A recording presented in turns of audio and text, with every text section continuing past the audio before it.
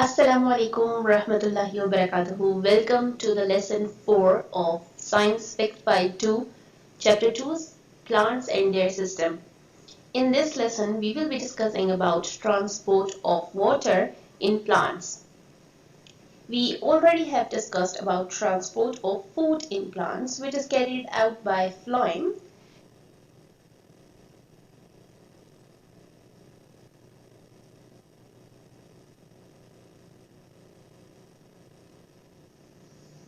The learning objectives for this lesson are to describe the process of osmosis, to explain how water is transported through plants in xylem tubes, to explain the transpiration, and to explain how water is lost from plants during transpiration, and to describe the term flaccid and turgid.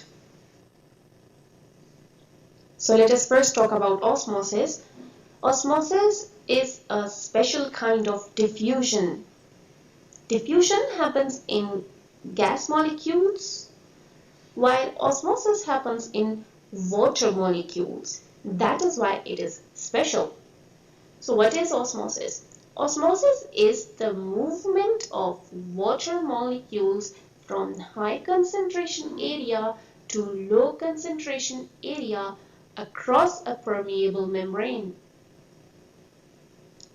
This area is high concentration, meaning more water molecules are present here, while this area is low concentration, meaning less water molecules are present here.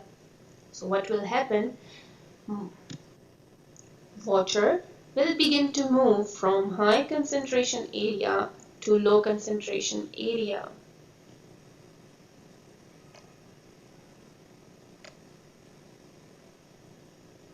So now you know, osmosis is the movement of water molecules from high concentration to low concentration across a permeable membrane.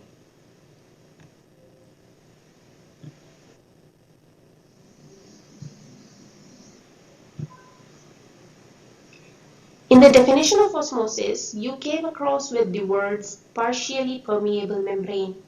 What does partially permeable membrane means? Partially means a part, one part, not the whole, but one part, a few of the material or whatever it is. Permeable means to give permission. Membrane means a thin sheet of cells or tissue which act as a barrier, a divider, a separator, or a boundary between outside and inside. So in this diagram, this black layer is the membrane which has holes. It allows the molecules to pass through, but it allows partially or part of the molecules to pass through. This membrane is only allowing the water molecules, the small molecules which are resembled or represented as water. They are only allowing water molecules, and they are blocking the sugar molecules to pass through. So this membrane is partially permeable. It only allows, partly allows water molecules and stops the rest of the molecules. Usually, a cell is surrounded by membrane, and their membrane are partially permeable membrane, which means they only allow a part of molecules to pass through them, which are needed by the plant or by the cell, and it stops the rest of the molecules to enter, which are not needed by the cell, or they are dangerous for the cell or poisonous.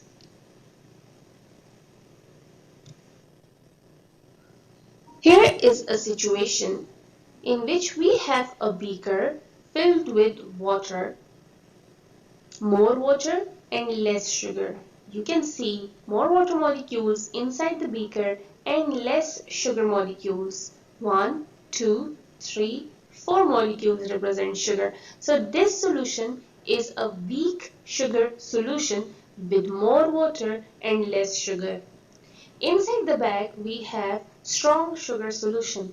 Strong sugar solution means there are 1, 2, 3, 4, 5, 6, 7 sugar molecules and very few water molecules. So the bag has low concentration of water and the beaker has more concentration of water. So what will happen? The water will move inside. Why the water moves inside? Because we have the rule that water always moves from more to less or from more or high concentration to low concentration. After the water moves inside the bag, the water level will be increased.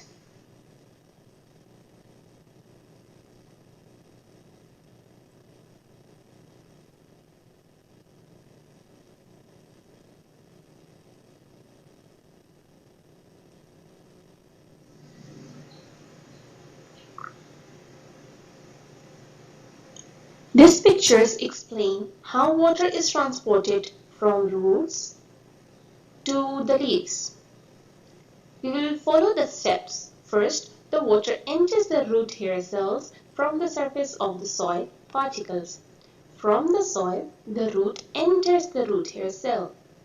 Remember how the water moves. It moves by osmosis. So, water is high in concentration in soil. So, from high, water will move to the low concentrated area, that is root. In this way, the root will get high in concentration and the water will move to the low concentration. Then from high to low, from high to low, from high to low, and it will reach the leaf from high to low. The water is pushed into and up the xylem tubes by pressure. Water will be pulled by the xylem tube and it reaches the leaf from high to low. Now you can see the water concentration inside the leaf is high. Water evaporates from the leaf cells into the air space. Now the cells are turgid. The water concentration is high inside the leaf. So water vapor passes out of the leaf through open stomata. Those water molecules which are not needed by the plant will escape or evaporate from the stomata. This hole is called stoma, singular stoma, plural stomata.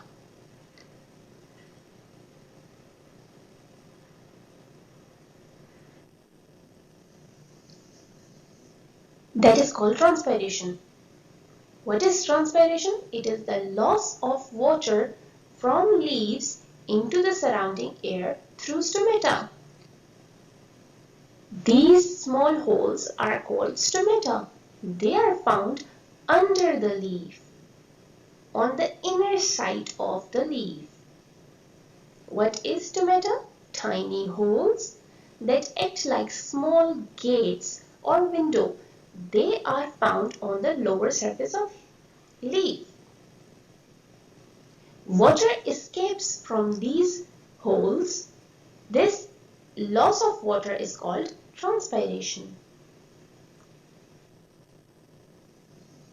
What affects transpiration? There are 4 factors explained in your book that affects transpiration. Let us recall. What is transpiration? It is the loss of water. It happens or it is affected by temperature, wind, humidity, and time of the day.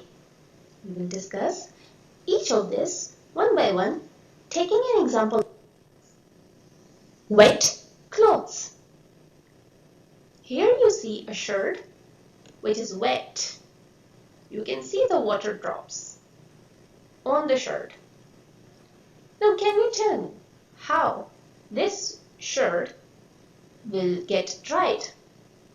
You need temperature. Temperature means how hot or cold the environment is. So if it is hot outside or during warm days, more water will evaporate from the leaves.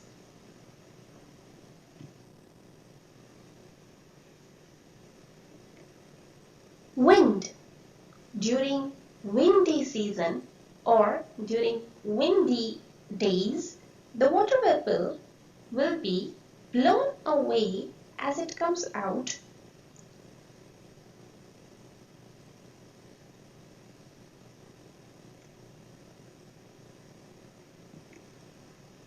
Time of the day. If it is daytime, there will be sun, which means it will be a hot day, while the nights are cold. So, daytime helps speed up the transpiration or the water loss. Humidity. What is humidity? We have two situations over here. One is sunny, the other is rainy. When it is sunny, the air is dry. When it is rainy, the air is wet. So it is humid. On dry days, the air can hold more water vapor, so transpiration will happen quickly during the dry days, not during rainy days or when there is more humidity. So let us take the example and put it in real life situation with plants.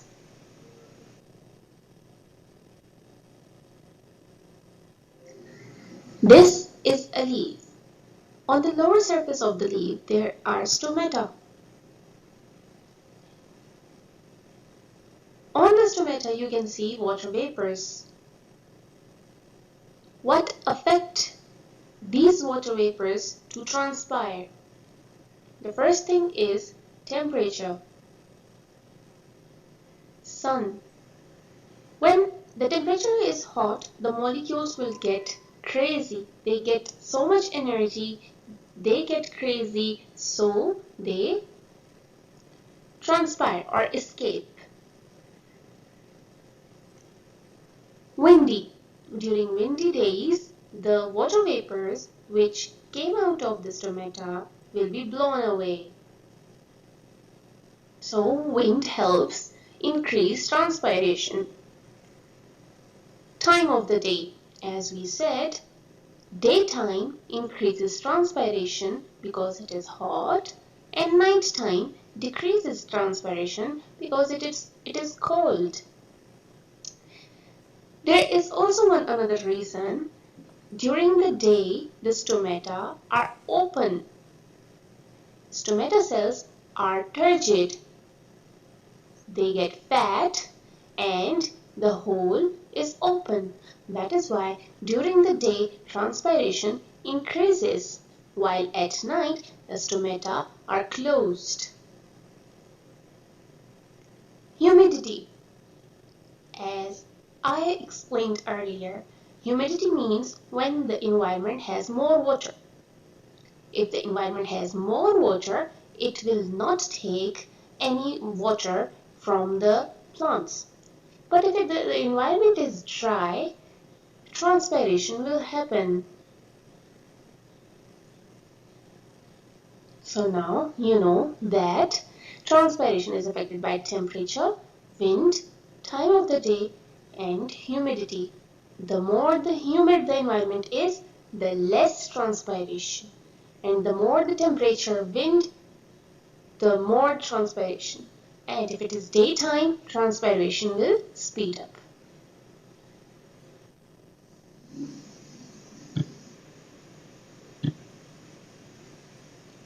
Did you forget to water your plant? Oh, they are sad. You did not water them. They're thirsty. This condition is called flaccid. When you do not water the plants, they bend and they are sad. Their cells shrink and they lose water.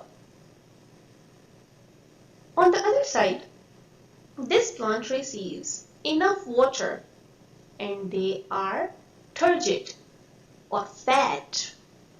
All the cells are fat, that is why they are upright. The leaves are upright. This condition is called turgid.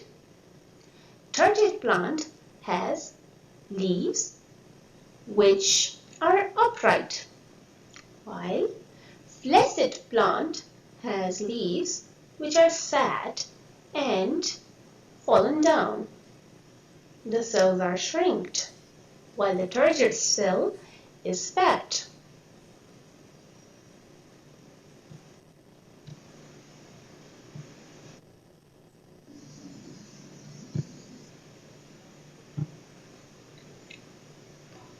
That was for today's lesson. Hope you understand. Let us take a quick quiz. Pause the video and answer the following questions. The first question is, point the place where you will find water in high concentration. This is the picture and you have to point where you see higher concentration of water. Question 2. Where is xylem tube? Point at the xylem tube. It is very visible. Point 3. Question number 3. Point the direction of water flow. You have to mark the direction of the water flow. From where will water flow throughout this diagram? Question number 4. What is the name of the process by which the water moves? You have to name the process by which the water moves. The special kind of process. Question number 5. Define transpiration. You have to define transpiration in your own words. And what are the four factors that affect transpiration? Name them.